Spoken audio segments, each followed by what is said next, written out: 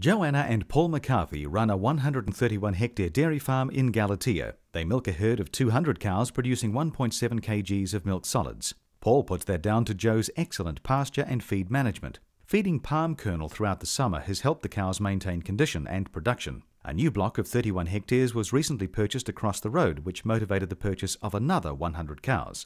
Galatea had very little topsoil 24 years ago, but more recently the McCarthys have fully restored the topsoil levels. The winters are no longer as severe, although harsh frosts still happen. Reforestation of the hills surrounding the valley, the formation of Lake Arnifenua, and the trees the McCarthys have planted may have all played a part in reducing frosts. Optimistic that the drought may not return next summer, Joanna and Paul are nonetheless changing their farming practices just in case. This autumn they will apply just lime and chicken manure and are considering regrassing with a 5-species mix in an effort to find a more drought-resistant pasture.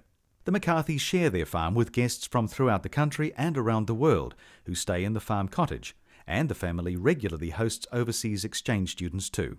A recent GPS survey of the McCarthy farm at Galatea revealed 5 of its 134 hectares are in garden, and Paul claims he was astounded.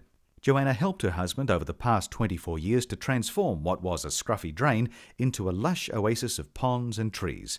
The place was bare when they came, but Paul's hobby is dendrology, the study and cultivation of trees or woody plants. They formed the lakes for the birds and were members of Ducks Unlimited. The McCarthys also planted shelter and shade trees in the paddocks. They came from the Waikato in 1985 with a 2-month-old baby, the first of their 5 children, and Paul's parents, Tom and Margaret, who helped with the youngsters, freeing Joanna to raise calves and carry out other farm work. Until last season, Margaret also worked in the milking shed. Galatea suffered badly from drought last summer, and this season the rain has again bypassed the valley.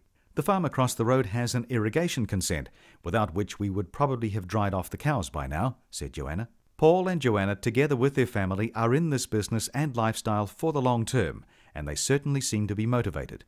A modest, capable, generous, family and community-oriented people who will no doubt achieve their goals to be sustainable going into the future.